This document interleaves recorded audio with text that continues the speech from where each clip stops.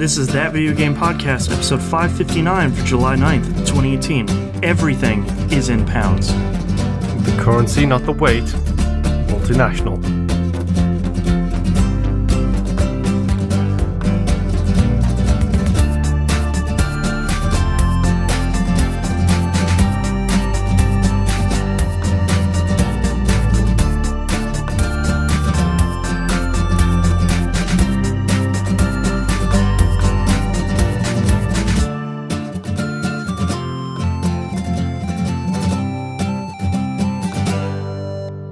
Welcome back to another episode of That Video Game Podcast. I'm your host, Boston. Joining me as always is Moonpier.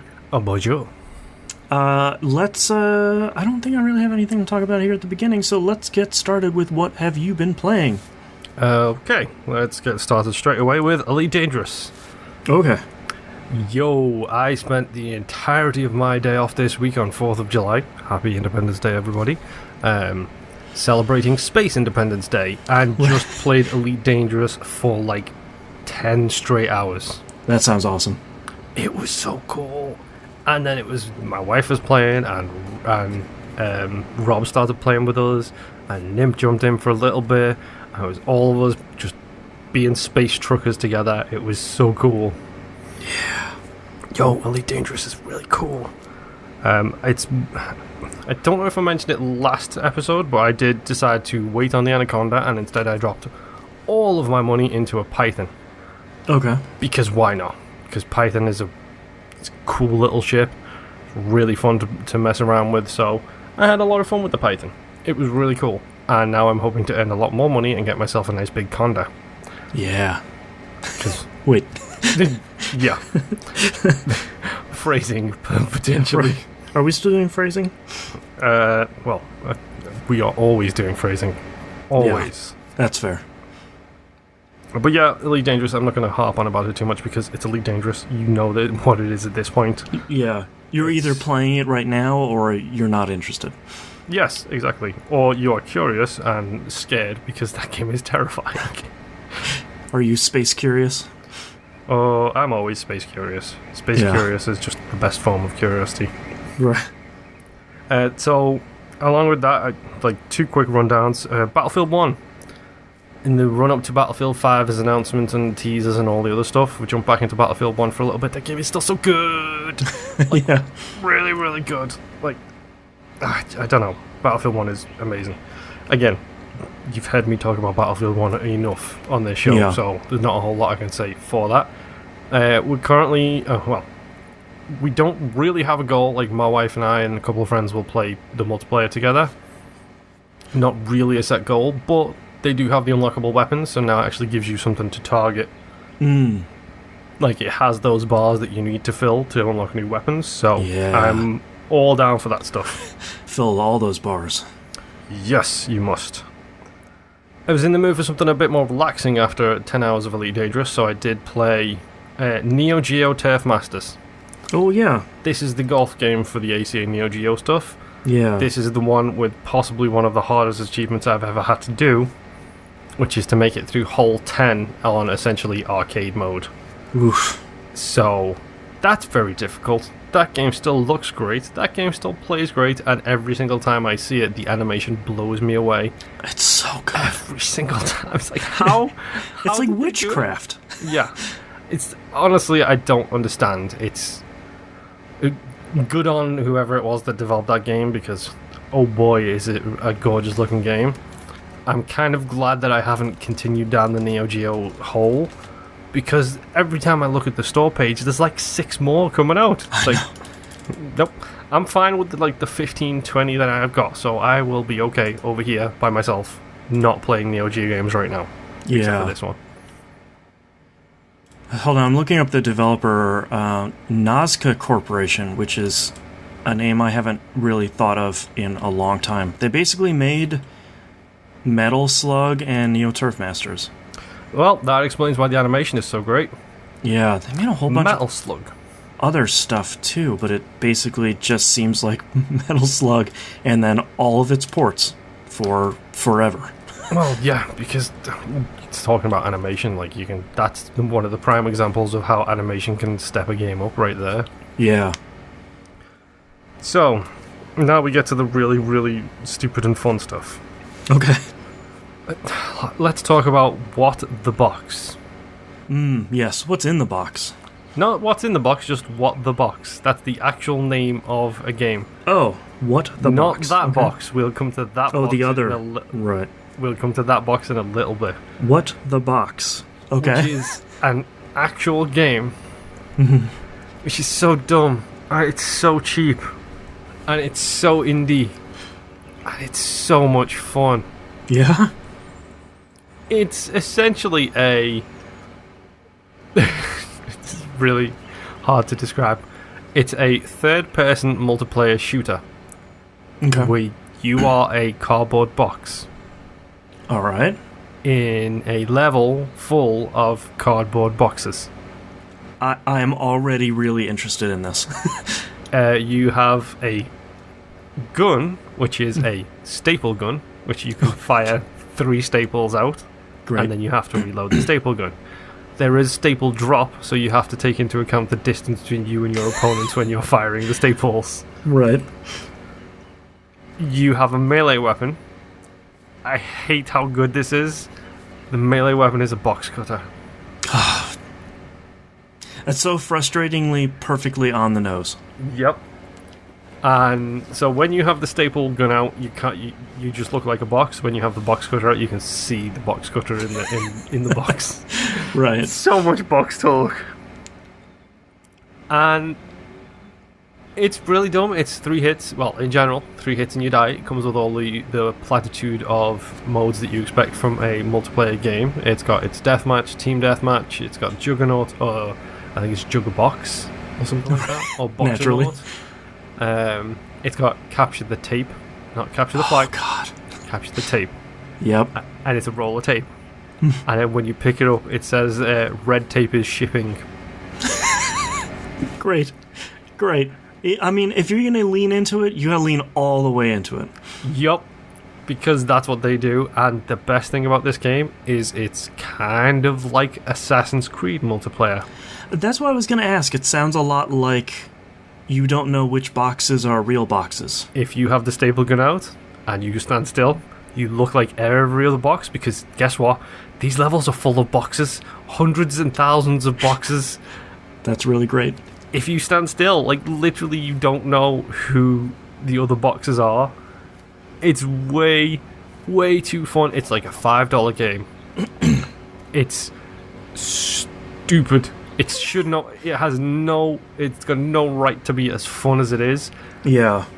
But I've played this with my wife and our friends. I played this with Rob and Justin. I've probably put more hours into What the Box this week than I've put into anything else. Right. Because it's so stupid fun. And it gets really, there's a 1 bullet mode on it, which is essentially Golden Gun from GoldenEye. Right. Where you don't have 3 bullets in your staple gun, you have 1. You can fire that, and then to get a bullet back, you have to kill somebody. Right. And it turns into this really tense game of people chasing each other around, running around a corner, then standing still, and then watching as the box runs past you so you can box cut them in the back, because you blend in so well with everything. This game is so ridiculously stupid and ridiculously fun, and I honestly didn't expect it to be. I expected it's $5. We'll spend 4 hours playing it. That's fine. It'll be a bit of a laugh. Yeah. And then next thing you know, it's like, let's all just play What the Box, because that game is so stupid and fun. Roping more people in. Yes. Did you ever play I Made a Game with Zombies? I can't remember. Top-down twin stick Probably shooter. not. On I know of it. Yeah, but made a bit of a name for itself for the song that played while you were playing it. And it was like one of the first big, I think it was the first big hit on Xbox Live indie games, because it was $1 and it was kind of dumb, but it was actually really fun to play. Yep. This game reminds me of that. It also helps that it has the box is on fire as like a little custom song during the title screen. Great. It has bots as well, so you don't have to just make do with 2 people. You can have a bunch of bots. You remember a long time ago, what seems like for the past 20 years, how you say, pointless having bots because they're either way too good or way too bad. Yeah. This is a good middle ground. Like, these bots are good, but not too good. Right. They're not no-scoping you from the other side of the map, but... Right. Like, I don't understand this game. Like, how is this as good as it is? I think that, to me, is some of the most excited I get about indie games, where it's a game that does one thing perfectly, and just kind of has fun with the concept, and it's $5. You know, like, anybody, you can say, all right, there's 3 of us playing, we need a 4th. I know you will have fun, and it's only $5. Yep. Hop on in. It's literally like, other than free, it's the perfect price point to be like, look, it's $5. I'll buy you a coffee one day. Whatever. Exactly. Like, it's not even worth me. It's not even worth it for me to PayPal you $5. Like, just go buy the game. Like, I just don't understand how this game can be, because it's fast paced. Like, the movement speed is quick, the shooting is okay, the melee is horrendous with its aiming sometimes. Right. But still, it just makes it even more ridiculous when you have like 4 boxers chasing each other down a corridor with box cutters. Right. The one in front only knows about the one behind, and so on and so forth. Right. All the way to the back of this chain. And then when you get a 4 kill streak, the box is on fire. You get a little fire around you so you can't hide anymore. Oh, God. It's so good. I cannot describe, like, if you're on the Xbox and you're interested in playing a box game about boxes, right? Pick up what the box. Send me a message. Just shout out in the LFG thing on Discord, because this game is really stupid fun, especially when you're all in a party with each other and you're all just smack talking as people just get killed and jumped all over. Yeah, like, it's so ridiculous. But what the box? Very, very, very good game. Yeah. And 2 more games to go. Okay. Right. So, we shall start with Riddled Corpses EX. Okay. Full disclosure time here, folks. IGC Indie Gamer Chick on Twitter, it's her birthday, and she always does this whole code giveaway for indie games to try and get people talking about games before they come out. Riddled Corpses EX is interesting. Let's first and foremost the bad. Okay. I do not like the title screen. It feels the title screen is essentially too Japanese. Like, it's a Japanese anime style drawing, but more in the direction that you don't want to go, with very young looking females dressed in questionable outfits. Right. That I'm not a fan of. If it wasn't for that, this game would be way better in my estimation. Oh, yeah, I see that picture now. Yeah. Yeah, that's...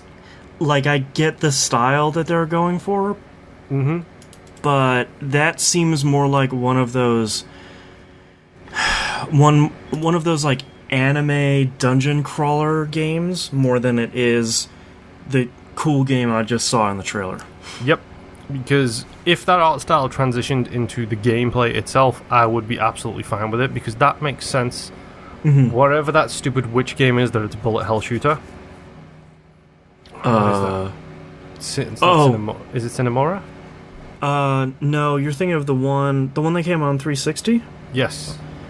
Oh, God, Death Smiles? Yes. Yeah, those games were good, but, you know... They have the same art style, but they use that art style in the game itself to kind of make sense. That's true. This game doesn't have that art style anywhere else except for the title, so that's my one downside for this. Other than that, this game is a top-down... Speaking of, I made a game with zombies in it. It's a top-down, isometric, zombie horde killing twin-stick shooter. I just watched a short trailer. Hold on. 30 seconds. Oh, go ahead. With roguelike elements. Oh, no. Upgrade paths. Oh, no. Characters to unlock. No, please stop. And more levels to play. Ah, crap. So, yeah, this game is actually really, really fun. I really like the pixel art style. Speaking of Neo Geo games, it sort of looks like something could be on that platform. Yep, it's a top-down isometric pixel art style with a bunch of destroyable objects in the environment, a whole bunch of zombies coming at you, a really big variety of monsters, really big variety of enemies, interesting story, but again, none of this is even slightly close to the art style of the title screen. Yeah. I think they could have gone a bit more cutesy for the art style, like match it more with the actual art style in the game, because it's, I know I'm going to say this term and people are going to be really put off by it possibly, but it has a very Funko kind of style where it's a big head, tiny little body, but really like a chibi style. Yes. Yeah. That's probably the better way of describing it. I just looked this up on the PlayStation Store. I'm assuming you're playing on Xbox One? Yes, I am. This is only $12 and it's out for PS4 and the Vita. Yep. Vita'd probably be a great place to play this. Vita would be great. I think even the PlayStation 4, like, honestly, $12, pick this thing up. Yeah, I might actually scoop this up. I spent 5 hours playing it yesterday. Like, oh, nice. No joke. 5 hours just starting from stage 1, doing a run, getting a bunch of gold so I could upgrade my character, so then I could start at stage 1, do a run, and I mean, like I said, it's top-down isometric twin-stick shooter, so you start off in like a little zone, you get a wave coming at you. Once you've cleared that wave, the map kind of moves kind of diagonally down, and then you get to it stops, and then it's zombie wave 2, and once you've cleared that, it moves again, zombie wave 3. At the end of each stage, you get a big boss battle with stuff with, you know, hordes coming in at the same time. And then you also get, like, consumables, like you can stop time, you have a bomb that blows up at all the enemies on the screen. Nice. It's got all of the tropes, but with the upgrade path and stuff like that, I feel like it adds something extra. And I'm not gonna lie, I'm kind of really looking forward to unlocking more characters, because so far I've only played as the character, like the main guy you start with. And it's local co-op, 2 players. Yeah, there we go. Feel free to drag somebody else into your life and have them play this with you. This game is so good. Like, I'm not going to say it's dumb, but it's very mindless for me. Yeah. Where I can just sit there and... It's kind of the zen-like state you get into while you're playing Burnout Paradise or Geometry Wars or anything like that, where after a while you stop thinking about what you're doing and you just do it. Yeah. It turned, like, that's why I played it for 5 straight hours, because, like, I'm not thinking anymore, I'm just doing, and that is fantastic. Yeah, just having fun. Yeah, and that's exactly what this is, and every time I was getting upgrades, it felt, okay, this is a very serious upgrade, because now, at the start, you can feel a little bit underpowered, because your bullets do a certain damage, but not enough to really make a dent. Where I'm up to now, I'm sweeping through stage 1 of the game, like it doesn't even exist. I'm just using that as a run to get a whole bunch of gold so I can get further upgrades. Right. So, yeah, this game's really good. Yeah. Like, I'm genuinely speaking surprised, because the title screen put me off a little bit, but I thought I'd give it a go anyway. And full credit to them, they made it controls tight, and it's one of those games that I can sit there and say, when I die, it's not the game's fault, it's my fault. Which is exactly what you want from this kind of game. Like, you know you messed up, you walked into a bullet or whatever.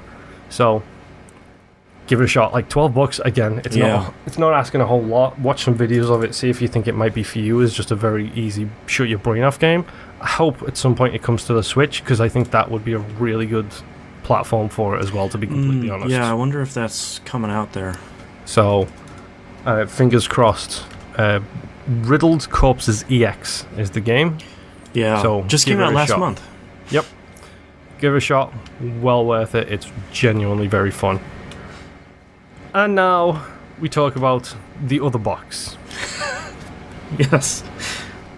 So 2018 is a hell of a year so far, folks. Yeah. And now we know that the seals have been broken. The apocalypse is upon us. The four horsemen ride again. Yes. There is a PlayStation 4 in this household. Gasp! It's time. Where is Plague? Where is Death? Where are right. They're around here somewhere. The hell portal has opened. Yes. So, a full story here. I got a message from Boston probably about a month ago, maybe 2-3 weeks ago. Something like that, yeah. What's your address? Because that's never suspicious at all. Not at all. As soon as random someone says question. that to me, I'm like, yeah, you've got something planned. I'm not an idiot. It's not Christmas. Right. It's not my birthday. Right. So I know you're not going to send me a greetings card of some kind. I haven't Something printed is shirts. going on. Exactly. So then, July 3rd, I'm in work, doing my usual thing, because I didn't get the week off, unlike some of you lucky schmucks. Yeah. And got a text from Boston. Oh, there's a box at your house for you. It arrived today. This package that I told you a while ago that was shipped. It's like, okay. Right. July 3rd arrives. So I get home from work, I pull the box in, and I'm looking at it, I'm thinking, it's one of 2 or 3 things. I didn't start talking about a HOTAS until very recently, since after you sent me that message, so it can't be it can't be a HOTAS. Right. Is it Boston's old refurbished PlayStation, which we did talk about at one point you were going to try and get fixed? Yeah, I don't know if I talked about it on the show, but I had my old PS4 just suddenly die. It was a vanilla one. And I replaced the power supply, and that still didn't fix the problem. And looking online, they're like, oh, just replace all the chips on the motherboard. And I was like, no, I think I'll just throw it out. Yep. Thanks. So then I was like, oh, I don't know what this is. So who bought me something? Yes. So I open it up, and the first thing I see is a letter from Boston. Right. Saying, a member of the community who has expressed their interest in remaining anonymous has sent this over to you. And then I believe you open bracketed that with probably so they don't get murdered by Jess. Close brackets. Right. Which immediately tells me what's in the box. Right. What is in the box? That is what is in the box. We know that already now because that sentence gave it away. Right. Pull it out. PlayStation 4 Pro. Yep. Community member, whoever you are, which, for the record, Boston still hasn't told me. No, tell me. I take my my anonymity clause very seriously. Yes. When Boston signs NDAs, he doesn't tell us about what he's playing. Yeah, I'm not messing around. Even off the air, he doesn't tell us what he's playing. It's true. So, thank you, random stranger, for whoever it is. I have not expressed my thanks on Twitter as of yet, because for those who follow my wife on Twitter, it is my wedding anniversary in 1 month and 1 month and 1 day. 2 months and 1 day, I should say. And apparently my wife had a PlayStation 4 lined up for me. Yeah. So she immediately took to Twitter. Right. It's like, express her displeasure. Yes. Thank you, random stranger on the internet, for the PlayStation 4 Pro. You ruined my anniversary present.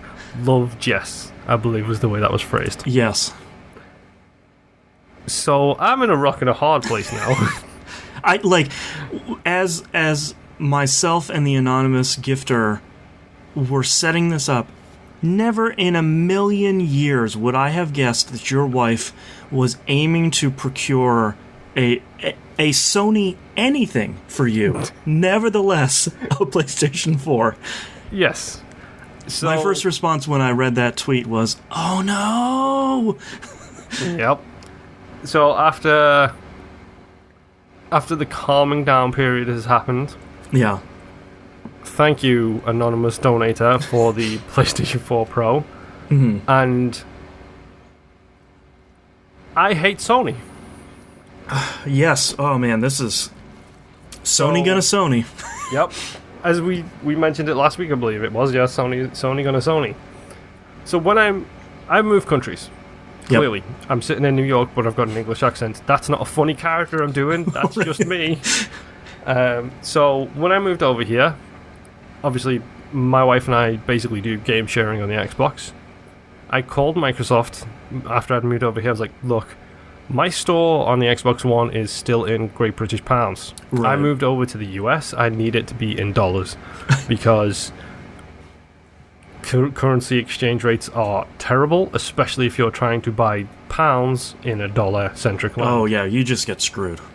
So I changed my setting on my account and I changed my setting on the Xbox, but it wasn't changing in the store. Right. I called Xbox, I explained it to the customer service rep. They're like, okay, done. Restart your Xbox. Right. I literally restarted my Xbox and everything was in dollars. I was like, Right. great. Great. That's exactly as easy as it should be. Exactly. So I jumped over to my... I got the PlayStation 4 all set up. Loaded up, I was like, okay, so what's my login and what's my password? Because I know I didn't have my actual name Moonpier, because I'm pretty sure I do have that somewhere on the Sony ecosystem, but for the life of me, that was like 30 emails ago, way back when, like maybe PlayStation 2 online days. I think that might have been the time that I did it. Right. So I ended up using my secondary PlayStation account, which was L Moonpier. Right. Which was the one I used to play Wipeout and Mag and all these other great games. So I log into the PlayStation account with that account. It's like, okay, good. Go to the store, everything's in pounds. It's like, this again. This rodeo again, alright. And I'm doing this on July 4th, by the way, just for the record, folks. So I pulled up the Sony customer service thing. I called the number that's on it. Number doesn't exist. Sony, come on. I go to a different support section. Your call cannot be completed at this time. I hit up Sony on Twitter. Yo, is there any chance of doing this? After looking into basically what they mark as whiteboard marker and permanent marker. Right. And on their whiteboard marker side is, you can change your name, and you can change your address, and you can change this, that, and the other. And on their permanent marker side of your account, they have, you cannot change your login thing, the username, basically. Right. It's like, okay, that's fine, I knew that was going to be there. You cannot change your date of birth. Okay. Fair enough. I get it. It stops people from stealing their parents' accounts and continuing on the tradition forever. Right. The third thing they have there is you cannot change your country of origin. Right. So I'm looking at those three things and thinking, I'm so boned. I like that Sony's attitude about, like, Microsoft just like, yeah, man, you moved, like, cool, thanks for bringing over your Xbox, like, yeah, we're gonna move you right into whatever you need. I like that Sony's response is like, oh, you moved countries? I don't think you can do that. Do they let people do that? You can't do that, right? It's just like, Sony, come on. So I literally took a screenshot of that, posted it on Twitter. I was like, I hope this doesn't mean what I think it means, but I think it does mean what I think it means, and that's not going to be good. So I sent the message to Sony on Twitter, and I was like, the anonymous donor again provided me with a digital download code for God of War. Yeah. I'm not doing anything with a digital download code until I figure out what is going on with my account. Exactly, right. So I waited, and I let Sony come back to me and like, oh no, sorry, you can't do that. You can't change countries. Happy America's birthday, see ya. Yep. I think they actually came back the day after, which is fine. It's Independence Day. I'm not expecting anyone to get back to me when pretty much... I get all your firmware updated and controller charged and all that. Exactly. Yeah. It's like, great. Just great. So, let's see if I can remember one of the other of my Sony accounts. Which, I may be wrong here, but this is an account which I had to start this account because I wanted to play Monster Hunter Freedom Unite on the PSP with Soulman. Oh, right.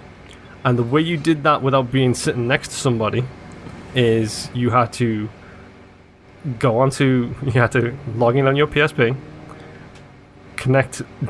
tunnel through the PlayStation 3 in a custom firmware that they released on the store. Right. That basically made it think that you were sitting next to the person who was playing Monster Hunter with you.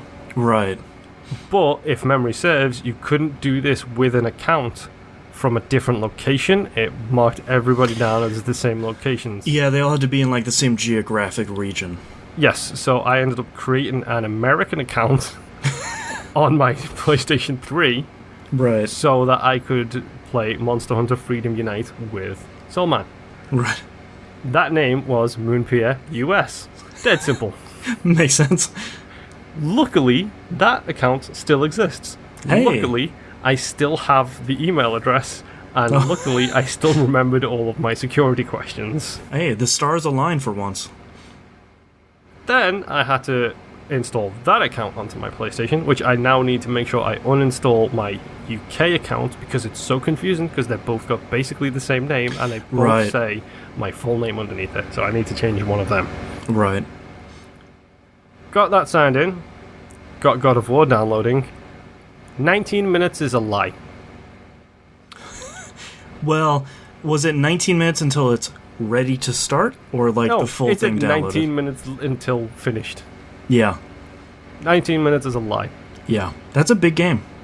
Yeah, it's like 12 gig. It took the better part of a day. Yeah. Oh, Sony. Very optimistic download times. Yeah, exactly. You'll be ready in like 15 minutes. It'll be fine. I was like, 19 minutes? I'm going to put my laundry in. I'm going to wash the dishes. Yeah. This is going to be great. I feel like there needs to be a button where it's like, no, I didn't put a disc in. I'm downloading the game. And PS4 will be like, oh, right. That's like 12 hours. So, yes. Sorry. So, all that to one side. Again, thank you very much, whoever sent this PlayStation 4. Correction, PS4 Pro. Right. 4K HDR. Whoop whoop. Thank you. Get it on the good TV. Yeah.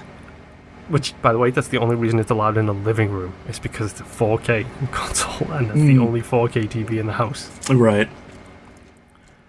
Thank you, whoever it is. Like, it's greatly appreciated. Like, it means a lot. My wife is still angry at you, but but don't take it personally. Not for the reasons you think, surprisingly enough. It was for the other reason. The reason that you spoiled her present. Like, it allows me to play games that I wouldn't normally be able to play. It's allowing, like, my final game, spoiler alert, is God of War. Yeah. It's also going to allow me to go back and play Neo. You know, games that I know I'm interested in and have got not a hope of coming out on the Xbox. Like, sadly, yeah. I might go back and play the God of War collection because I've never played a God of War game except for like one opening sequence once. There you go. But yeah, thank you. Like, I really can't say it enough. Like, it kind of knocked my socks off and it was great and terrible at the same time for reasons we've just discussed. Yeah. But it kind of came at a needed time, so thank you, whoever it was. Like, it's great. Yeah. Now let's talk about God of War. Yeah. I did not know that Christopher Judge was the voice of Kratos. Yeah. Has he always been the voice of Kratos? No, it was another guy for all the other games except for this one. Okay, that's fine. Christopher Judge is an incredible... He's got one of those voices. It's so good. Yeah. Let's go Teal'c. That's all I keep thinking. Yeah. Yeah, can't help it. Now all I can hear is him saying, boy.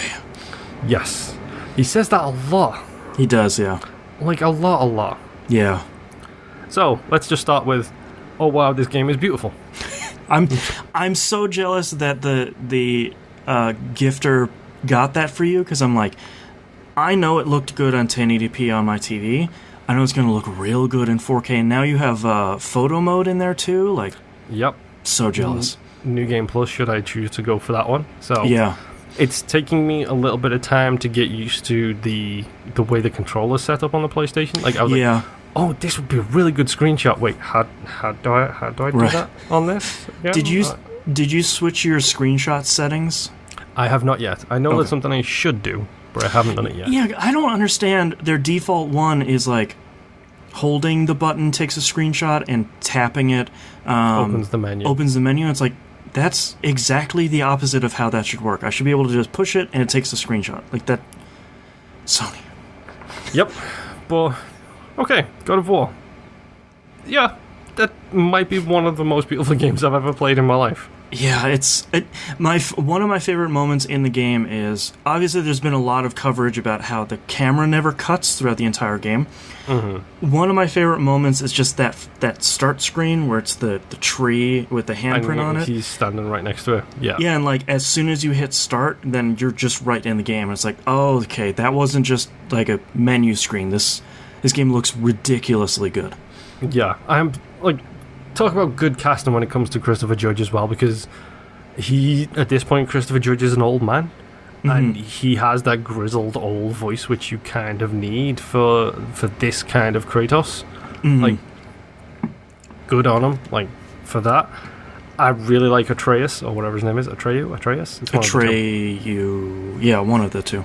I'm really liking him so far. I like the spiky redhead mohawk that he's got going on. Yeah. Well, I think the thing that I was impressed by is he looks like a kid. Yes. He doesn't look like a small grown-up. He has like a kid's face, and the hair, and the voice is really good, and the motion capture is really good.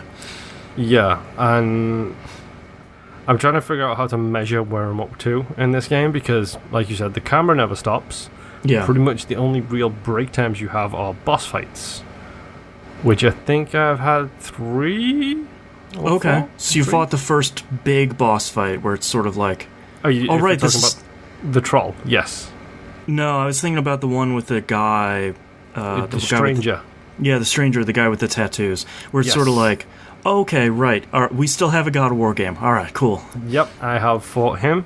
Yeah. And I... the thing that made me realize, oh, this is a God of War game, was when it did the tutorial about stun grabs. Oh, yeah. Yeah. I was like, oh, okay, yeah. It's God of War, because that's me just ripping this thing apart with my bare hands. It's gonna stomp some zombies, alright. Yep. So, definitely still a God of War game. Yeah. I like it. I like it a lot so far. I'm really not that far into it right now. I'm looking forward to actually sinking some time into it proper. Have you made it to the Lake of the Nine, or whatever they call it? I think I might be on my way there, because I'm about after the stranger fight, you go through a little like dungeon thing to try and get up to the mountain. Yeah. I think the lake is probably that point above me where I'm up to. Yeah, I think so. But yeah, this game is really good. Yeah. I like the combat. It felt a little bit punishing at first, but that's also because I've not made it a secret. I'm not a fan of the PlayStation controller. Because one of the things that I struggled with was the triggers and bumpers thing. They're not great, especially the triggers with having so much pull on them. Yep. And I could only play God of War, and I timed myself. I think it was an hour and 45 minutes before I started getting pins and needles in my fingertips. Yeah, because it's the way you have to grip that controller. It triggers my arthritis / issues with my hands. So it was like, oh, an hour and 45 minutes, that'll do. I'm going to stop this for a little bit and go and play something else. I think I went and played Isaac. But no, God of War's really good. Yeah, I'm so excited you have the opportunity to play it soon enough after it has come out that it hasn't been spoiled for you. Oh, it also helps that I have completely avoided everything to do with that game. I almost listened to the interviews that guy did after it came out. Yeah, Corey Barlog. Yes, I almost listened to them, but I didn't yet. So, looking forward to actually finishing the game, ideally relatively unscathed. Sure. And also being my very first God of War, it's kind of a good touch. It's a good choice to start with the showstopper. Yeah, exactly. But yeah, it's really, really good. Yeah. Really good. But yeah, that's all I've been playing. I have been playing a little bit of Destiny 2 lately. I've been on a break from it for a couple of weeks here. But Bungie, as part of Bungie Day yesterday, they announced that Moments of Triumph are back for Destiny 2 Year 1, which it's been a very long year for Destiny 2. So they're doing another t-shirt, which means that I need to go get it, which means that there are a whole bunch of things I need to go do that I've sort of been putting off. Like in Destiny 2, do you remember those golden chests that are strewn about environments, like the free roam areas? Need to go get all of those, and that'll get you one more moment of triumph. It's like, okay, well, let's look up a map, I'll just go get them. So I'm playing a lot of that stuff. Moments of Triumph don't really happen until the end of this month, where they launch some free event pack that I don't remember, Solstice of Heroes or something like that. So it'll kind of all start and wrap up around that time. So a lot of it's been triple PvP points weekend, so a lot of it has been, all right, I've got about a half an hour, let's blow through a couple of PvP matches. But nothing super interesting there. We were talking about this pre-show, but it was 114 degrees here the other day. I have to put degrees because that's an insane number. So when it's that warm, I don't want to turn on any of my consoles because I don't want them to die. Yep. So I've been playing a lot of Final Fantasy V 4-Job Fiesta because my phone is less likely to overheat. I think I had started my second run when we were talking last week, or I was just finishing my first. I think you finished your first and you were in the process of getting yourself set up for your second one. Okay, so I finished my second one. My first run was a normal run, which is just, it will pull from that crystal's jobs when you unlock a crystal. My second run, I did something that's called a chaos run. And this is, the description on the website is, you are assigned jobs. And what that really translates to is, they're going to take from the 20 jobs that are available in the game, and at any crystal, assign you any one of them. So, my first job I got was Dancer, which is the very last crystal to get unlocked. So I can't use any jobs up until, I can't grab that job until very late. So, the beginning was pretty easy. You use this class called the Freelancer, which in normal Final Fantasy V is really interesting. The Freelancer gets stronger the more jobs you master. So, like, say, for example, you master the Thief job, the Freelancer gets a plus 15 agility bonus. Okay. Just for mastering that job. Like, Black Mage, you get a plus 10 magic bonus, and so on and so forth. So you're just really powering up this one class by powering up all your other ones. It doesn't apply in the Job Fiesta. Unless you do a special run like this, then you're just a Freelancer with no bonuses up until you can unlock jobs. So, my final run was Dancer, Thief, Bard, Samurai. All 4 of those classes are really strong.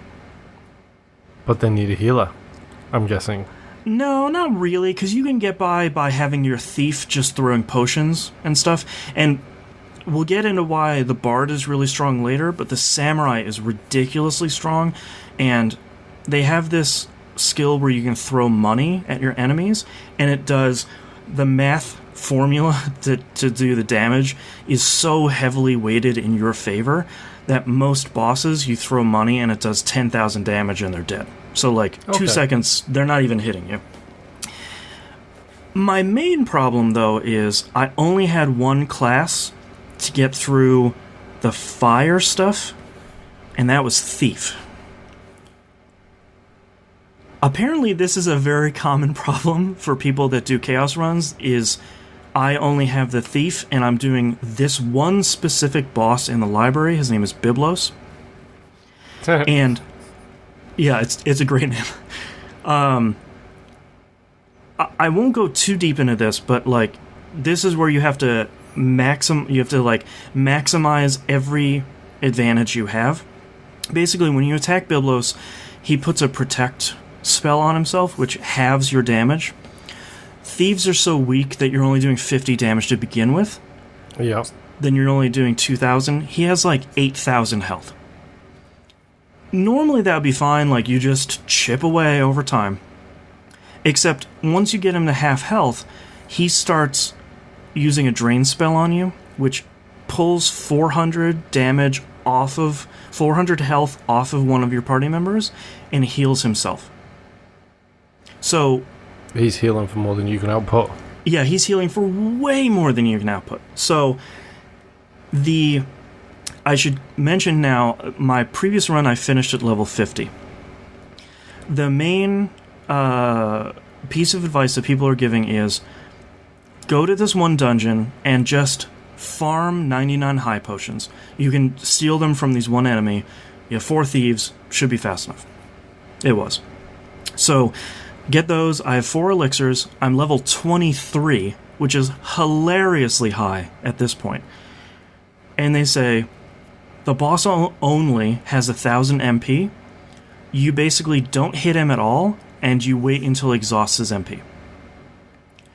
Which would be fine, except all of his attacks take about 3 to 5 MP off of him. Oh, wow. So it's literally just waiting. I spent an hour on my last fight with him, extinguished all of my high potions and elixirs and normal potions, and he still killed me. So I took to Twitter saying, I'm abandoning this run. Like, I'm not dealing with this. I don't have it in me to grind more or somehow wait until RNG favors me to get lucky on this fight. I'm not doing it. I'm going to abandon this run. I'm going to start a new one. And someone on Twitter I've made friends with this year as part of the Fiesta fairly called me out and said, hey man, abandoning a run is not in the spirit of the Fiesta. There always has to be a way around it. Yeah. And I took 2 minutes to think about it instead of being angry. And I said, you know what? There is a way around it that I've never taken advantage of before. And there's something in the Fiesta called the job fair. And if you get in a terrible position or you just want a specific run where it's like, I've never had this combination of 4 classes before, you can go to the job fair and re-roll each of your jobs from each of the crystals. So I liked Thief, Bard, Samurai, and I wanted to re-roll my Dancer, and I said, well, I haven't had Knight for a long time, and I feel like, unlike a lot of the other classes, it's not super easy mode, so it's not like, alright, well, I'm gonna go on the polar opposite of the run I'm running right now. I'll do Knight. The website spat back and said, to do this, you need to make a donation to Child's Play, because all the proceeds from the job fair go to Child's Play. Yep. You owe $2 to Child's Play. I said, okay, here's my $2. Website got updated. I was off to the races. Cannot tell you how easy the rest of that run was. I completed the rest of that run in less than 10 hours. Well, yeah, because you're already over-leveled. Yeah, I was like hilariously over-leveled. I finished the game at level 35, and I had started it basically at 23. One of the biggest things that worked in my favor is the Bard. And there's like one website out there from Final Fantasy V that hasn't been updated in a decade that is famous for saying the Bard is the worst class in the game and is useless. Because at the start, it seems like it is.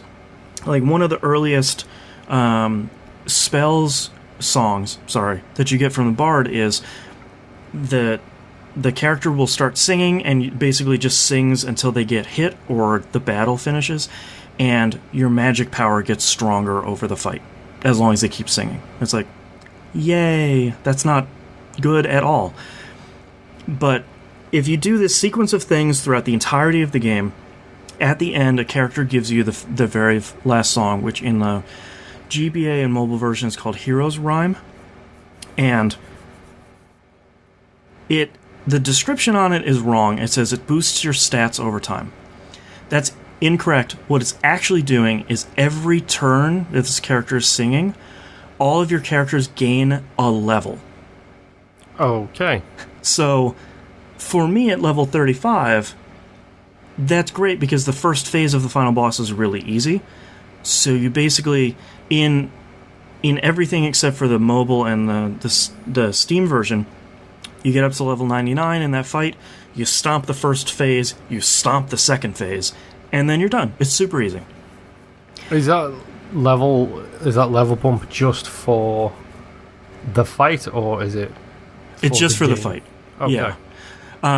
Which is, it unfortunately doesn't affect your health, so that's still your weakest point, but like, at the beginning of the fight, you could be doing 500 damage, and then once you hit level 99, you're doing 5,000 or 10,000. Like, it's ridiculous.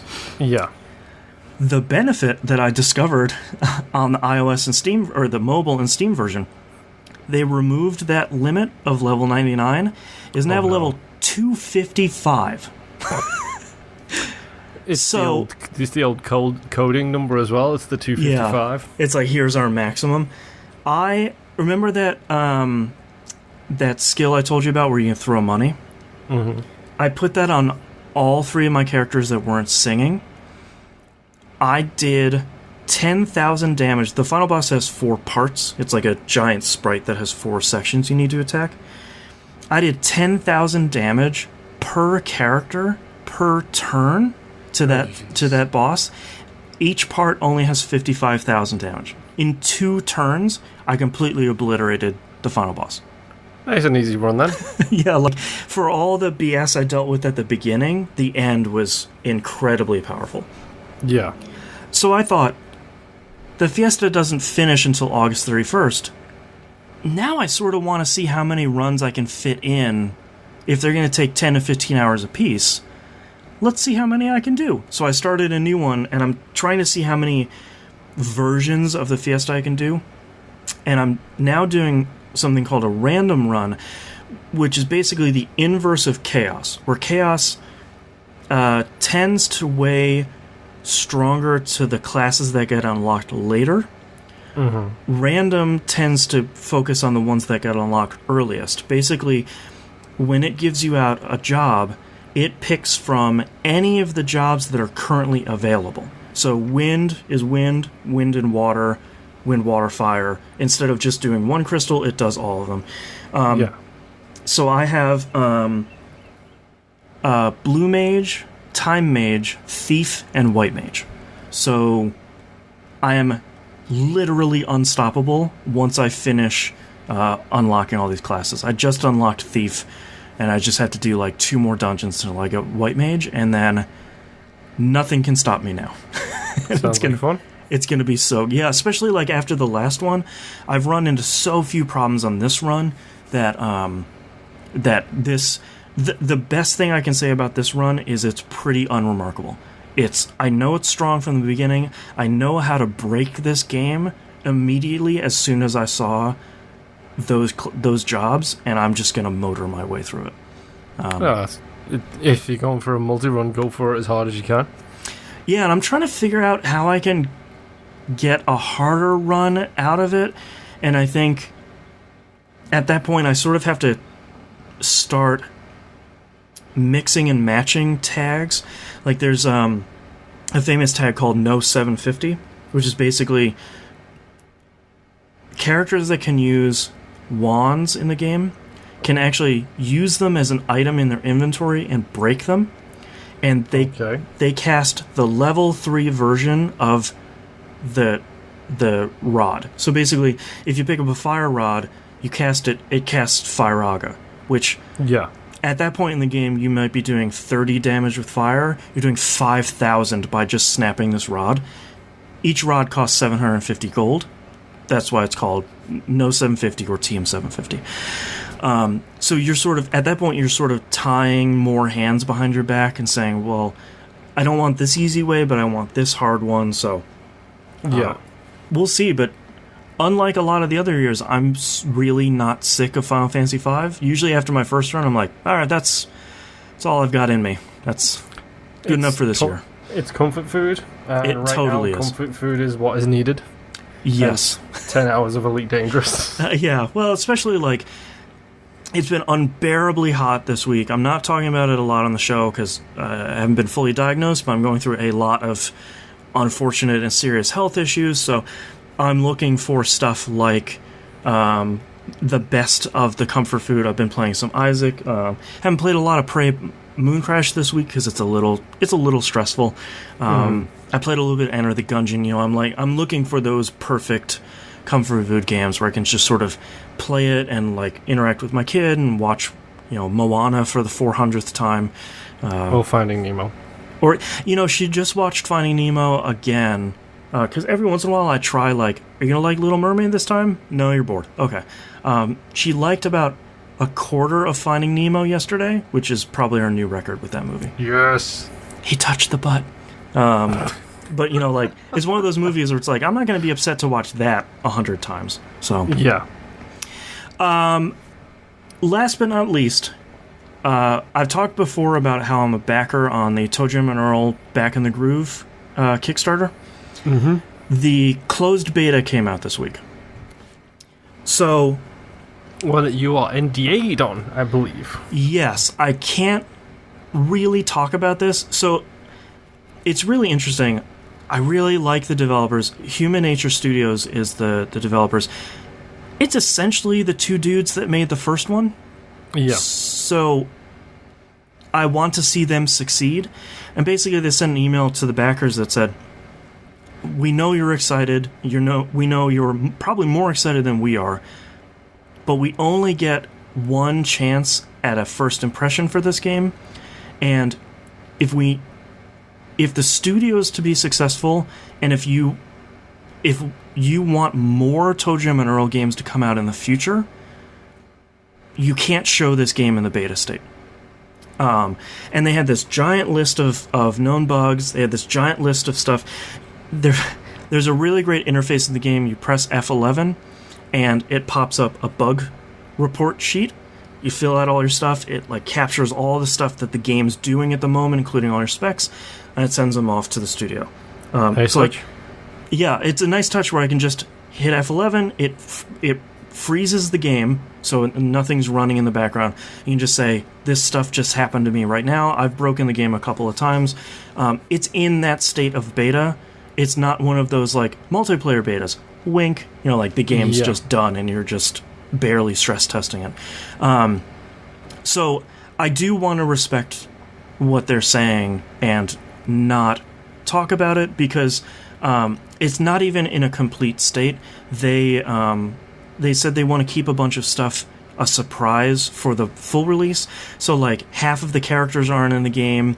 A bunch of the levels are missing, the secret world is missing, famously from the first one. And there's just a bunch of stuff that hasn't been implemented in this build. I do have to say, so far, it is ToeJam and Earl in the ways you want it to be. And I'm really grumpy that it's been so hot this week because all I want to do is sit up here in this room and play it for as much as possible. With the hot machinery and the windows and the... I will sweat to death to play this game. There have been some people... I think we got it on Thursday, Wednesday maybe, and a couple people on the ToeJam Earl Discord are like, I've only put in 20 hours so far. It's just that... It's been out for 3 days.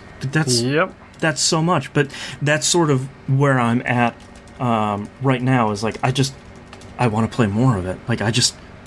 Can I play all of it as much as I can? So they're still saying it's going to come out this year. I'm really glad that they're doing this closed beta because the number of backers that are getting their hands on it is a pretty great number, and so far. I'm really impressed because the studio is also asking for feature improvements. They're saying, if it's small and you think we can, do it pretty easily, it's not a huge, big change, put that in the bug thing too, and we can look at them. There have been a huge number of people that have put in stuff, and the devs are like, oh, of course, why didn't we think of that? All right, that's going on the list for sure. So, yeah. It's cool to see a closed beta like this where the developers are so involved in it, and the studio doesn't have any hubris to begin with, but you don't get that where it's oh, of course we already thought about that, and we're not doing that and they're just sort of all right, cool, that's a great idea. So I would love to talk about this game, but I can't, and I just want to go play more of it. So you're just gonna tease us with your toes and L's? Yeah, how can I? But that's all I've been playing this week, so let's take a break.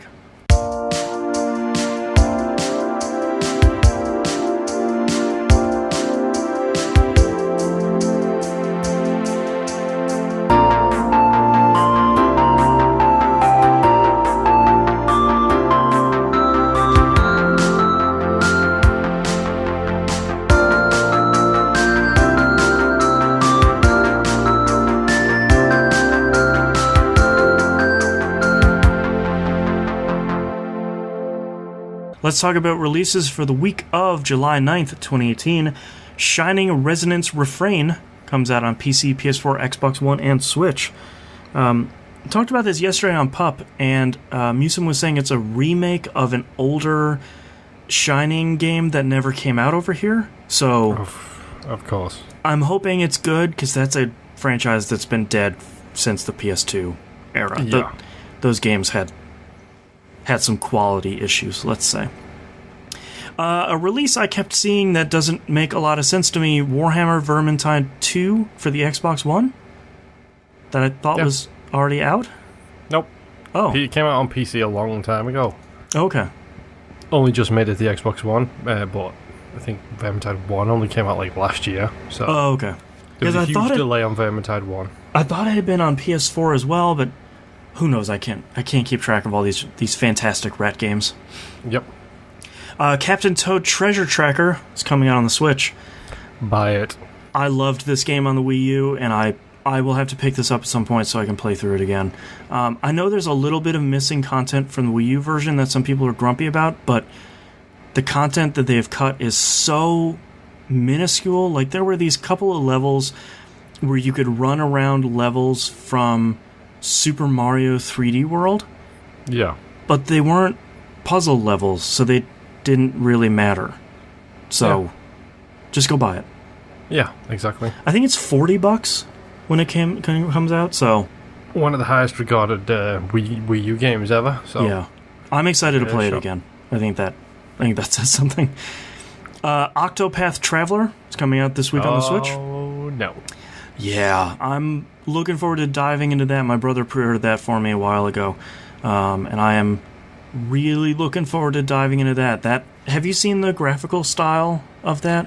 Yeah, I saw a lot of it at E3. The thing looks beautiful, but... Yeah. Looks so good. Yeah. And last but not least, Crash Bandicoot Insane Trilogy comes out on the Switch. Yay! So, that is now everywhere you would want it to be. And that's a really good collection of games, so... Yep. If it didn't have too many games, that would be on my list. Yeah. Alright, let's move on to news stories. First off, we haven't played a lot of Fortnite Battle Royale, so I'm sort of enjoying the newest A Rocket Cracked the Sky event, sort of outside looking in. Yep. But the news story I really liked this week from Fortnite was the sort of fan favorite burger restaurant mascot disappeared from the map as part of the event. Yep.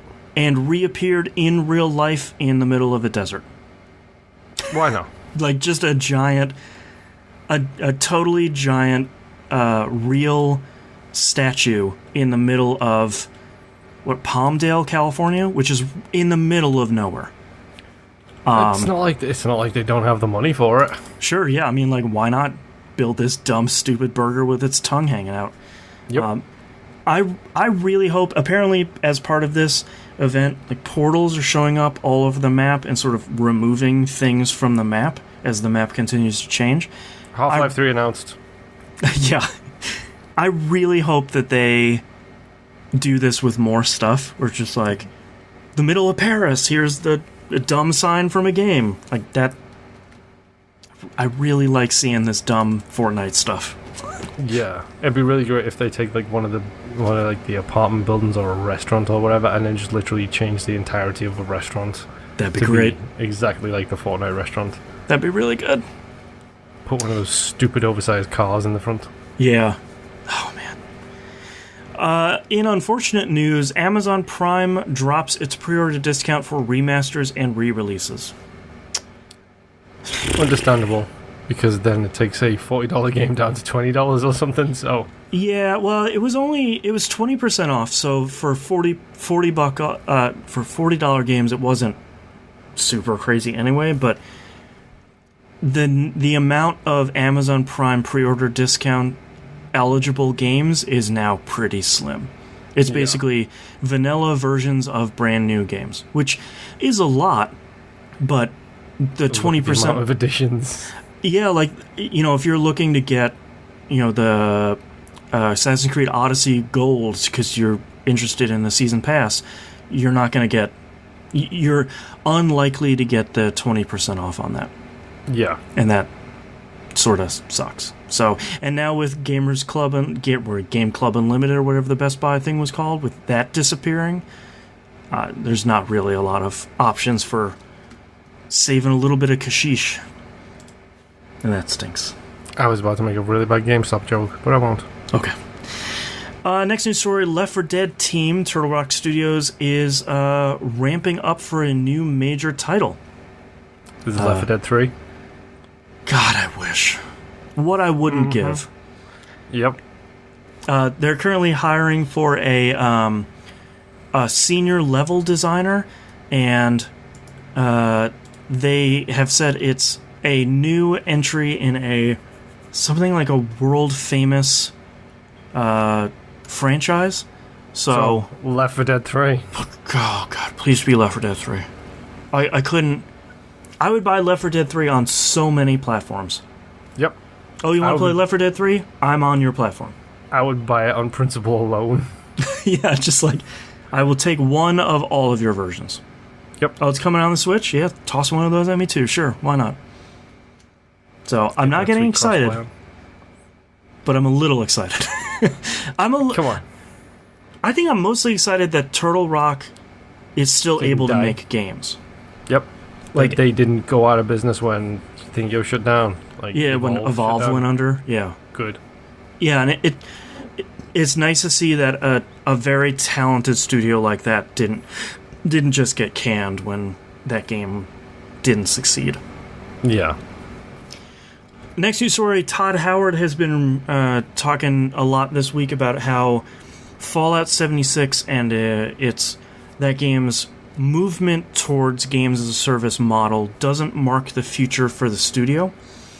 I think that's really interesting because he's come out and said, well, don't forget we've sort of put our fingers into a lot of pies. Like we did Elder Scrolls Online, we did an MMO, Fallout Shelter, which they keep updating, so they've done a mobile game, Elder Scrolls Legends, that trading card, collectible card game that nobody remembers. They say that their studio's history isn't just single player open world RPGs. So, don't freak out that Starfield is going to be the same thing, but I'm glad he came out and said that, though, because that was a concern for a lot of people, including myself. Yeah, because that's the trend right now is open world shooter with MMO RPG trappings and loot boxes and games of service. I know people who bleed BioWare. I'm married to one of them who is not looking forward to Anthem because it doesn't sound like a BioWare game. Sure, I can understand a little bit of that, but it's sort of like, I feel like if Anthem was like Mass Effect 5, I could understand that sort of reaction where it's sort of like, look, this isn't Mass Effect, but I think if they were to make another Dragon Age, I feel like a games as a service model, the quote unquote looter shooter, would probably not be the genre you would stick another Dragon Age into. So I feel like with that reaction to Anthem, while it's understandable, it's sort of like, it's a new IP, it's a new arm of BioWare. That's not to say that they won't do. I don't think they'll pull a Valve where it's like, okay, Dota 2 was massively successful, so shut everything else down. Just stop. No other games.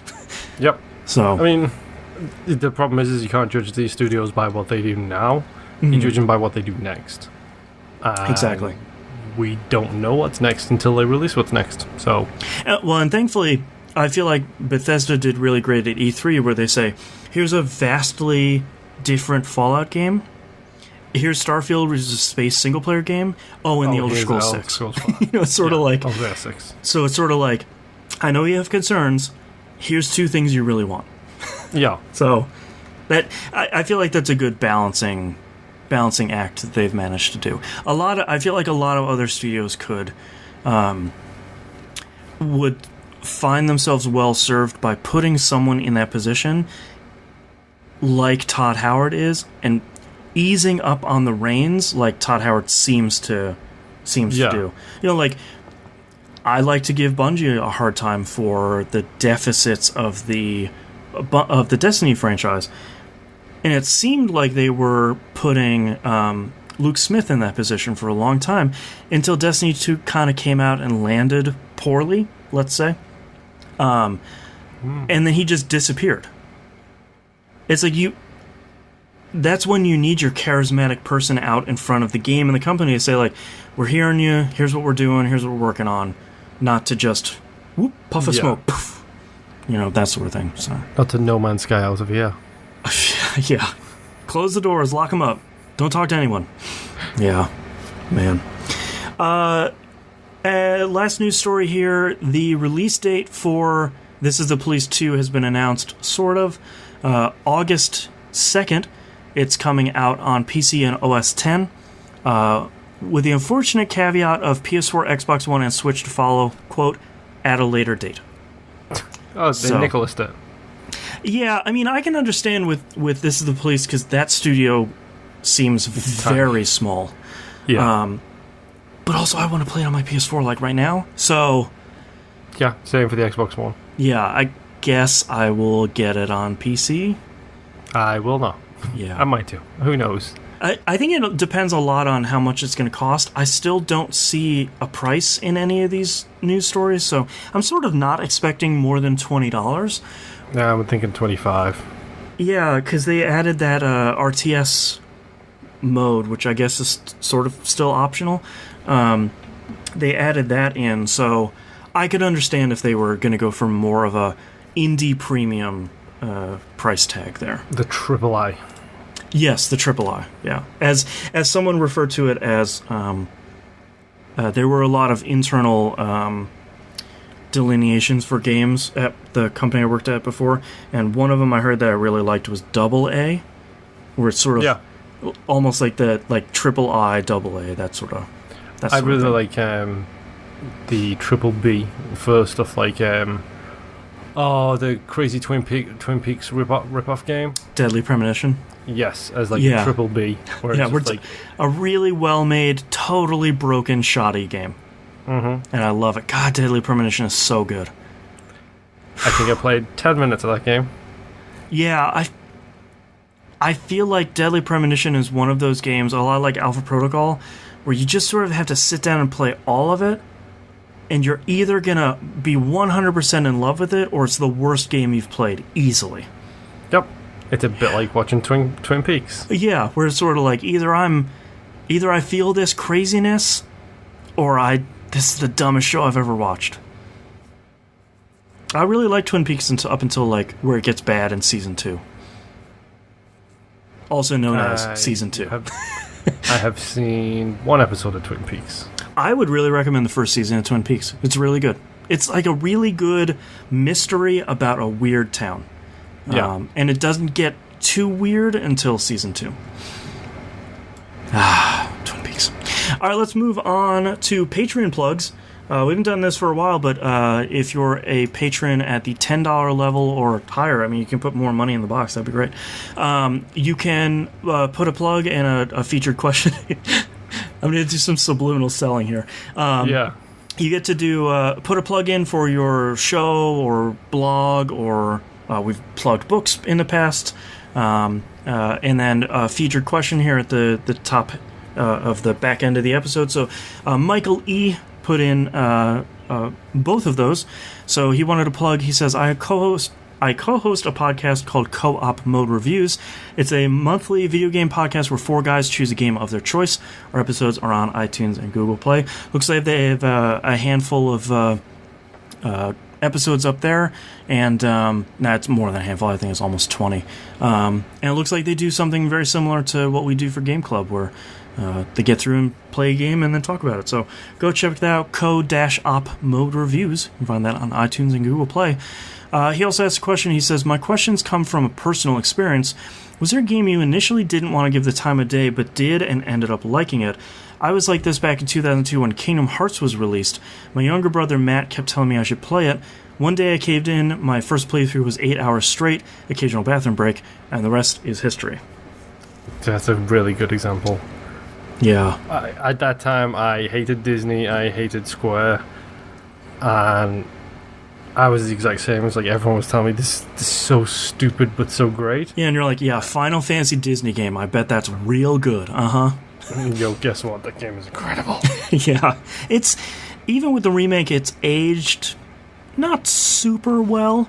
Yeah, but dude, but it's Mickey still Mouse great. in a black cloak. Yeah. Like, what is going on in that game? I don't even know anymore. When I saw him in that black cloak trapped in the trailer for Kingdom Hearts 3, I'm still like, man, you still got me. Seeing Mickey Mouse looking cool with that hood, like, Yep. It's so dumb, and I still love it. Man. What game... I feel like over the 10-plus year history of this show, there has to at least be a couple of examples where we picked up a game for really cheap, or someone has given us a game. I feel like... I've got a good one. Oh, go ahead. Battlefield. I did not play any of the Battlefields at all. Like, at all, I did not play the Battlefields. I was always the Call of Duty person. Mm-hmm. And then, next thing you know, it's like, oh, I'll give this Bad Company 2 a try. Oh, yeah. Oh, that wasn't too bad. I'll give this Battlefield 3 a try. Oh, wow, this is really good. Oh, no, these are good games. Mm-hmm. Yeah. And then it was like, oh, Call of what? Call of Juarez? No, that's a different game. My initial knee-jerk was going to be to say Prey, but I feel like when we saw the coverage of Prey, especially that now famous E3 trailer, I think we were indifferent. It wasn't one of those things where we look at it and we go, this is so not for me. I think my example would actually be Halo Reach. Yep. I don't remember why I was playing it. I know why. Was Master Chief wasn't in it. That's why. Yeah, but I don't even remember, like, did TVGP alumnus Brad give it to me because he liked the Halo games? Or, you know, I don't even remember, but I remember playing it and thinking, yeah, man, I kind of dig this. Like, I'm definitely not a Halo fan, but I'm actually really sort of enjoying Reach. And the ending was, as everyone knows, is fantastic. So I think that sort of helped seal the deal. Reach is real good. Yeah, Reach is real good. And I also feel like I probably would have liked ODST because the format was so different. But ODST is really fun as well, yeah. Yeah, and I never gotten around to it. I know I don't like the mainline games, and I just... Go ahead. Let me tell you about Game Pass. Let me tell you about the Master Chief Collection. That's fair. Let me tell you about giving them a shot. I feel like by the time the next Halo game comes out, what will it be, 6? Yep. I feel like once that comes out, I will have Game Pass because of Gears 5 and Forza Horizon 4 and like all these other games that are coming out this year and early next year. That by the time the next Halo game comes out, I feel like I will give that a shot. I almost have to give that a shot because it's been so long since I played Reach that for basically no money, I'm not really losing anything except for probably a little bit of time. Or a lot of time if I enjoy it. Master Chief Collection, though. Yeah, I don't want to play... I would grab the Master Chief Collection to play Reach, or ODST. And yes. that's pretty much it. I've played Halo 1, 2, and 3 and didn't enjoy any of them. So that's great because 4 is the best of those. Yeah. Someday. Well, we all know you hate Bungie, clearly, considering how much you actually complain about them to this day. Why not give 343's game a shot instead? I'm going to fire up DestinyStatus.com and see. Yeah, it's still live, so I'm going to see if they have an estimate of how long I've played Destiny 2, because my maximum... My end time for Destiny 1 was 2,000 hours. Because I clearly hated it. We'll see if they... It doesn't look like they break down some of the stuff here. Oh, no, they did. It just tickles me because it's like, I hate Halo. I've played all of the Halos except for ODST, done by Destiny. I have not given 343's Halo game a shot. Right. I'm currently sitting at active time played for my main character is 129 hours, 21 minutes, and 30 seconds. Only another 1,000 and change hours left to go. Yep. So, I clearly hate Destiny. Yes. All right. Well, thank you, Michael E, for your plug and question. Again, go check out Co-op Mode reviews. Trying to get in the habit of us doing TVGP recommends, and I remember it this week because it's right here in my eye line here in the notes. You have anything to recommend this week? Not off the top of my head, no. Unfortunately, I forgot this week because I will recommend an album that I listened to recently, and I haven't listened to in a couple years. Tom York's solo album, The Eraser. I feel like if you know Tom York's name, you have probably already listened to and enjoy this. If you don't know his name, he's the lead singer of Radiohead, and I've either sold this album for you or cemented the fact that you're never going to listen to it. Option number B for me. Not a Radiohead fan? No. Yeah, I'm a huge Radiohead fan, but I'm one of those fans that, like, I also feel this way about Tool. I like Tool.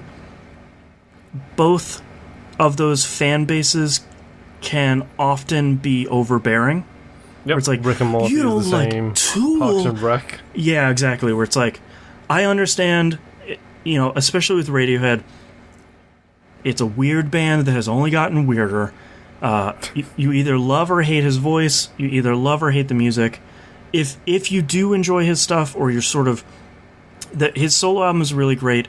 It's very stripped down. It's mostly a showcase for his vocals and a little bit of instrumentation, and it's really great. Yeah. And I just like it. I just like his voice. I do have a recommendation. I changed my mind. My recommendation this week is a really small indie song released in the year 2000 called Sandstorm by Darude.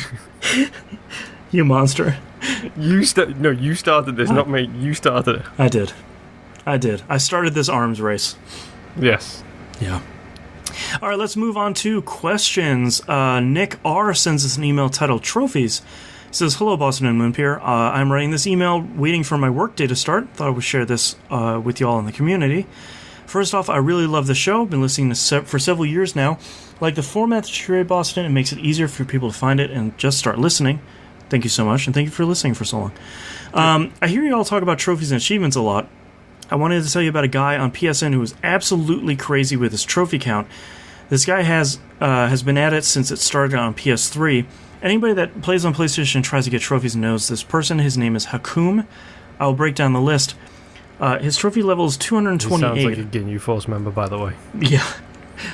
Next up, you'll fight Hakum. His trophy level is 228.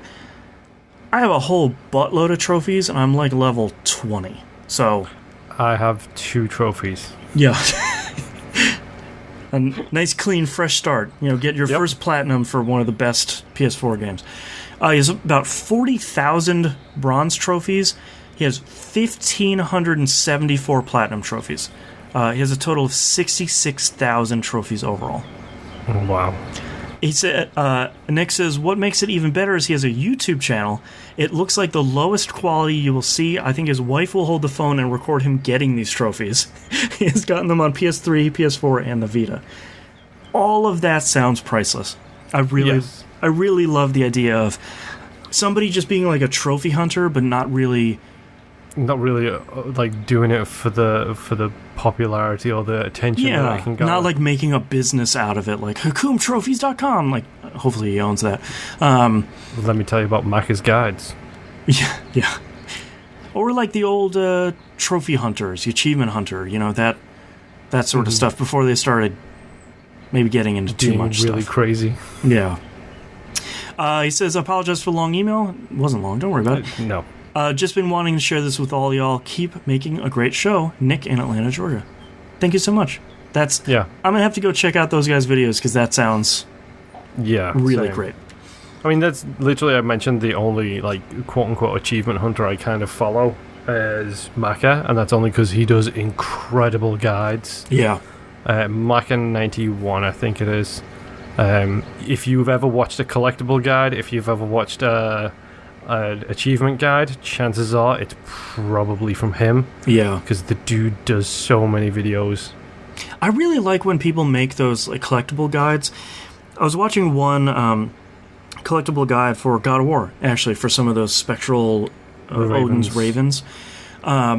So many of them would like show you the map, but like a zoomed in portion of the map, and then just start the character there, already looking at the Raven, and be like, well, here it is. It's like, no. Like, yep. Some of my favorite guides are, all right, go to this fast travel point, and then I'm going to super speed up the animation of us walking all the way to this thing, and then look over here, and this is where the thing is. Like, that's what I want. It's not, I don't have this level memorized. If it did, I would have already found the Raven. Like, that's the kind of level that Maka does. Like, yeah. He does here it is, here's the map, here's how you get there, here's the stuff. Like, yeah, his stuff is great. Yeah. Death2K in Discord says, hey, TVG peers, has a game's story really stopped you from enjoying the game? In my case, I really want to love The Division, but my brain always has trouble justifying why the armorless human doesn't go down, specifically after countless shots in their LL Bean-covered face/body. One throwaway line about the money virus making people superhuman would have helped. Yeah, that I can understand. Mm-hmm. I mean, certain things in game stories have put me off. The Trevor sequence from GTA 5 made me want to not play that game anymore. Yeah, that was the torture scene. Mm-hmm. Yeah, that one was... Was that why I stopped playing? I might have stopped playing right after that. Possibly. I don't remember. But I don't know, there's tons of little things that can make me stop, but never so much in story mode, because I'm really good at suspension of disbelief. Yeah. I'm really good at, okay, that makes zero sense, but I will go with it. Yeah. Like, why are these people bullet sponges? And when I say bullet sponges, I mean bullet cement bricks that are impossible to put down. Like, famously, the Uncharted series. It's a dude in, like, shorts and a t-shirt, and you're pumping 3 clips into him. He's shrugging it off. You know, that sort of thing. I feel like I don't know if I've really stopped a game for story. I've struggled with them before. But yeah. I've stopped because of it. The new Tomb Raider games are a really good example of me struggling with the story. Yeah. Specifically how ridiculously violent that is. Thankfully, they toned that down for the second one. Yeah, and that's nothing compared to what I understand The Last of Us to be like, so that's fun. Yeah. Bleh. Yeah, I feel like the majority of the time I can get through a story by sort of eye rolling and be like, oh yeah, that was dumb. But if there's something insurmountable mechanics wise, that would cause me to quit. I guess also overabundance of story might push me away. Like, you do not get to say that being someone who plays graphic novels. Yeah, but I think for me, it's a fair point. I think for me, going into a graphic novel, you know exactly what you're getting, but like, imagine if... Let's just say, use the best example ever. Yeah. The start and or end of Metal Gear Solid 2, specifically the tanker section. Well, I was thinking mostly like, imagine if we were playing Binding of Isaac and the little vignettes between levels were like 5 minutes long and unskippable. You know, at that point I'd be like, come on, like this is so much. Or like a game with New Game Plus where you're encouraged to kind of play it multiple times, like play it over and over and over again. Yeah. But it doesn't really skip the intro portion. You know, it's like only 7 hours of tutorial, and it's like, oh god. It's like, it's sort of like, you know, we can skip all that stuff. Hold on, I gotta time someone out here. Timeout. Yeah, chill for about 45 minutes. There we go. All right, last question here from T-Bomb Rocks in Discord. Says, what's your current favorite video game soundtrack or soundtracks? Mine are Persona 5, Flint Hook, and Tumbleweed to work out to. What's your current game or game... actually, it's 2 questions. I'll get to the other one here in a minute. Current favorite soundtrack or soundtracks? Go ahead. Any Metal Gear song that has vocals in it. Yeah. I don't care how bad they are. I don't care how cheesy they are. They are incredible songs. The Snake Eater from Snake Eater is Dying so on a Tree bad, Frog. but so good. And then you've got The Sins of the Father, which is I think it's The Sins of the Father. Yep. Which is one of the greatest songs I've ever heard. Mm-hmm. Like, that song is incredible. Like, more ambient music wise, honestly, I don't know. I don't listen to a lot of soundtracks. Is my big thing. I feel like from stuff I'm recently playing, Unravel has an incredible soundtrack. Oh yeah, that's a really good example of an incredible soundtrack. Yeah. What else? I mean, what else have we been playing lately? I feel like God of War's soundtrack is good. It's fun in the game, but it's not fun to listen to outside of it because it's creepy. But Vampire's like 4-string quartet. Oh, nice. Creepy violin music is really, really good. I liked Moonlighter's soundtrack a lot.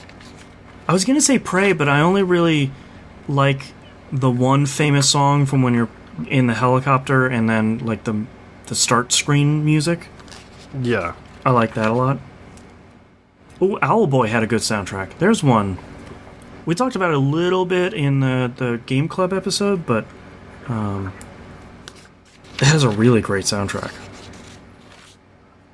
I was listening to the I didn't realize how much we were talking earlier. I think it was on the pre-show about Spotify. I didn't realize how many video game soundtracks were on Spotify. It's an incredible number. So I was listening to the Hyper Light Drifter soundtrack. I was thinking, man, this is still a really good soundtrack. Yep, that's a really, really good soundtrack. I like whatever that song was you sent to me the other day. That's a really good song. Oh, the one with the Japanese characters? Yes. Yeah, that's Don't another... know what that is. We were talking about discovering new music as part of Spotify, and that came up in like the new music playlist, and I was just like, well, now I need to listen to this entire album because whatever this is great, and that whole album is great except for one track. But yeah, I feel like a lot of stuff, like he mentions Persona 5, that has a great soundtrack, but I feel like a lot of stuff I've been playing lately, the soundtrack's been good. You know, it hasn't been one of those where it's like, all right, this is going in the top 10. Like, this is one of my favorite soundtracks of all time. Nothing's been really that outstanding. Or I'm playing games that, like Prey Mooncrash, that doesn't have a soundtrack when you're playing. Let me tell you all about the amazing soundtrack of Outer Space. Right. And the engines. The Silent Void. Yes. Yeah. And his last question here is, what's the current game or games you've been putting off starting for one reason or another? I can give you 3 or 4. Okay. Start with The Witcher 2 and 3. Yeah. Like, 2 games I'm really desperate to play and kind of putting them off because I know if I play them, I will have one game to talk about each week. Yeah. Because I don't want to play anything else. Yeah. On the same note, Alien Isolation. I played the first 10-15 minutes of that game, fell madly in love with it, and never been back to it since. Because the same reason, it's going to be a slog to get everything I can out of that game at the same time. Yeah. And stuff like Enter the Gungeon, because it's a roguelike. I've got one of them in my life at a time right now. I think I'll deal with that when I get to it, but I have it. I have Enter the Gungeon. Yeah. I just haven't started it yet because I know going down that rabbit hole will be a problem. Well, I feel like if you haven't started that yet, the AD&D update/patch is going to be coming out in the next couple of weeks. It's in cert right now. I think you mean AG&D. Advanced Gungeons and Dragons. Yep, thank you. The AG&D update is going to be coming out in the next couple of weeks because it's in cert right now. There's no better time to start it than when there's a whole bunch of new stuff at the same time. Yay! I feel like one of the few games on my pile right now is Titan Quest, the remaster that I have on PS4. I really like that game, but any of those Diablo-style loot games, I go in real deep, and I don't know if I can afford to do that right now. Yeah. What else do I have on my pile? I feel like I have a whole stack of like 20 games downstairs that sitting next to my PS4 that are waiting to be played, and I don't remember any of them. 280 installed. Yeah, like that's even... I mean, if I had Game Pass, that'd be an even worse problem. Oh, it's terrifying now, because when I open up my games and apps, it says ready to install, like 200, like I think it's like another 260, and then it says memberships and clubs, and then it says 100 plus next to that as well. Yeah. God, that's such a good deal. Mm-hmm. I'm so excited. I just keep thinking I saw some screenshots for it. I can't wait for Forza Horizon 4. I want to go back and finish 3 before I start 4. I really do, but 4 is really close. Yeah, I was thinking about doing that the other day too, because I was sort of like, it's hot, and I sort of wanted to play something that I didn't really have to think about. But all I really have are a ton of the drift challenges and like jumps and stuff. Yeah, and I really don't want to burn out on 3. Like, and then 4 comes out, and I'm like, oh god, here we go, more racing. But then I'm gonna like race a freight engine, and I'll be like, Forza Horizon's the best, yeah. Race a blimp again, you know, like new seasons every week, all that stuff as well. So yeah, so good. All right, well, thank you, T-Bomb Rocks, for your questions, and thank you everybody for all your questions. If you'd like to visit us, you can do so at tvgp.tv. Everywhere you can follow us and find us on the right hand side of the page, including the Discord server. Please hop in there. We've been talking about a ton of stuff. All of our game-specific channels are still going gangbusters. It's Final Fantasy Brave Exvius's 2nd anniversary right now, so if you're playing that, come and celebrate with us with all the crazy stuff that they've just been giving to us for free. It's amazing. Don't forget to Patreon. Patreon.com/E1M1, the ones are numbers. Go get some cool behind the scenes stuff, exclusive episodes like the Outcast, all the stuff we talk about during the breaks, early access to T-Bomb R and Old Dog New Flicks and I Am Soundtrack and all the other stuff. Patreon.com/E1M1, YouTube, Mixer, Twitch, all those places you can find us. And don't forget, we have 2 weeks left on Game Club Game. That's Unravel right now. It's pretty short, so you still got plenty of time to do that, and we'll see you all next week. Bye.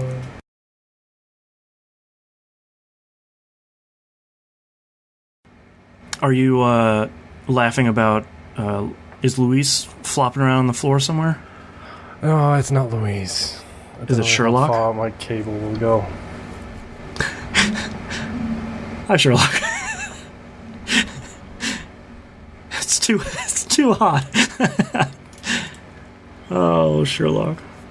He literally, I was like, what hit me in the arm? And then I looked down earlier. I was like, oh, apparently Sherlock just forced his way in the room. Over there snoring. And he was sitting right here, like patting my arm to get my attention. It's like, okay, dude, I get it. You're hungry. I'll feed you in a minute. So good.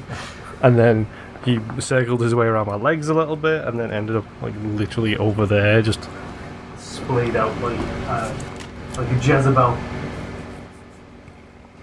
All right, hit me with your titles. I don't have a lot this week. I have a bunch. My brain kind of went south after a while. Literally, it's about 15 minutes. Space Independence Day. Space Curious. Yep. Fill those boxes. And I Will Sweat to Death, or the extended version, I Will Sweat to Death to play this game. That's a good one. Maybe like a word or two too long, unfortunately. Yeah. I have Space Independence Day, a nice big conda. Oh, that is really great, but does that get vetoed? I don't know. It's real close. I'm Always Space Curious, which is the variation on that one that I liked. Staple Drop. I just like you saying like, well, of course it has Staple Drop. Drag Somebody Into Your Life. I don't even remember, you're talking about What a Box, I think. You're like, just drag someone in your life and you can play this game. The Other Box and Everything is in Pounds. Because I just liked how you said like, everything's in pounds. Oh, I like Everything's in Pounds or a nice big conda. It's a really good title. Yeah, I like... It's really close to the veto line. Everything is in pounds. I'm always space curious. I think I'd vote for everything is in pounds, though. Yeah, I'm going to go with that one. Okay. Circle. Alright, let's get started here in 3, 2, 1. This is That Video Game Podcast, episode 559 for July 9th, 2018. Everything is in pounds. The currency, not the weight. Multinational. Alright, thank you so much, everyone. Ton of new people hanging out, chatting with us on Mixer. Give us a follow, whatever the button is below. Share, like, subscribe. Yeah, hit that bell. Alright, we'll see you all next week. Bye. See ya. And we can stop recording.